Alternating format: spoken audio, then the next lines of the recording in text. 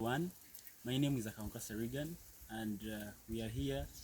Probably we are going to learn about coffee production. So we are going to start from right away from the seeds and all other agronomic practices that we do, and maybe the diseases and everything. So I think this is very important and a crucial thing to learn. So together, come learn with me, and we have our facilitator is going to take us through. So thank you, and over to you.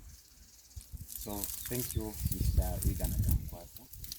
And my name is Simon Mukulu from Samuk Waste Management Enterprises. And today I came under the coffee department to show you basically what is coffee, what does it require to grow coffee, the management practices, and how coffee is profitable as a venture. So basically, let me start about the diverse number of varieties that we usually have under coffee. Usually, we are having the Arabica coffee. And this Arabica coffee is usually grown in the areas of Ruchiga, Kabare, those hilly areas. Then we are also having the Robusta. And when we think about Robusta, we usually have different still sub-varieties or subdivisions under Robusta. Under Robusta, we are having Robusta Elite. So under still Robusta Elite, we are having CWR, because after they had invented, or they had got the Robusta, the coffee that was invented in Uganda, they still went on to carry out more research where they invaded or they got the Elite one. And this Elite one is subdivided into one. We are having CWR, CWDR, that is coffee wilt resistant, coffee wilt resistant, coffee wilt disease resistant variety.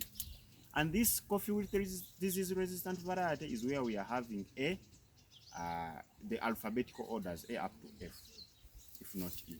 So after having all these still crones, because these varieties are the crones, but still we are having another invasion after we had got the CWDR, or the coffee with disease resistant variety.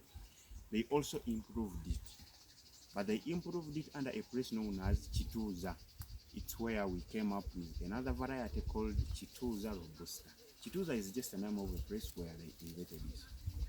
Then after they have got Chituza Robusta, but this KR, it is in series. And these series vary from 1 up to currently we are having 12.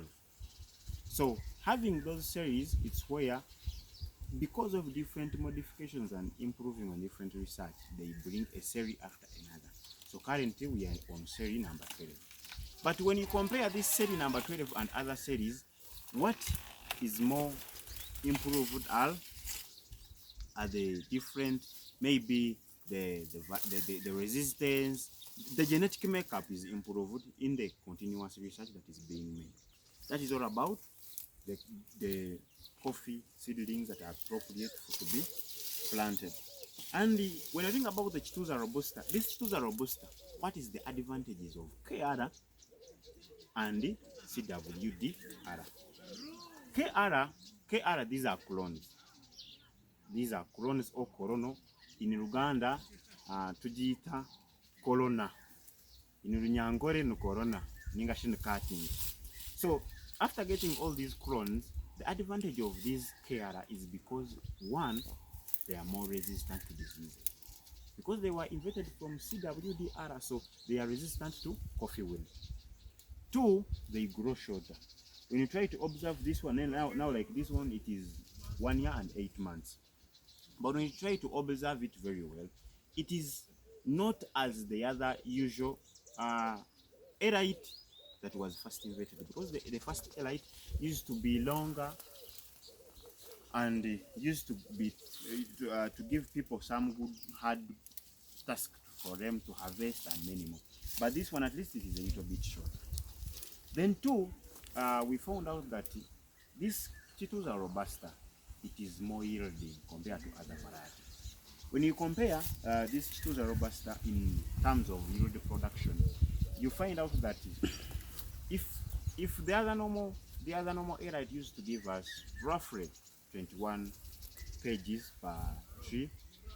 Now currently, this one gives you to almost 30 kilograms per tree. So which means that even in the production, it increased in terms of production. I've talked about productivity, I've talked about resistance, I've talked about easy management, because this one is to grow a little bit shorter compared to the other local ones. Then the CWDR, the coffee root disease resistant, the only advantage that was on it is that it was resistant to wilt. That is all about the cuttings. That is all about the cuttings, advantages, and the seedlings. Yes. Oh, thank you, our instructor. But I would like to know some spacing. When you plant this KR coffee, the spacing between a plant even, and when you are digging the hole where to plant that coffee, which measurements do you follow? So thank you very much. So about the measurements, let me show you practically from here. When you try to observe very well here, from this particular plant up to this one, it is 10 feet or 3 meters. From here up to here. Then from here up to this one is still 10. So this is a spacing called 10 by 10. Then when we come to these, intercropping them with bananas, usually when we are including the bananas, we usually consider a spacing of 20 by 20. What do I mean? When you try to observe where these bananas, how they were planted. When we are planting, let's assume maybe like here. We skip one line of coffee. Let's assume we are going to include maybe bananas here. So when you're going to include bananas here, so if we plant here banana, intersecting the 4 plant rows, so we are going to skip here. So we are going to skip here. Yeah. So if we skip this gap, it means that another coffee plantlet is going to be where?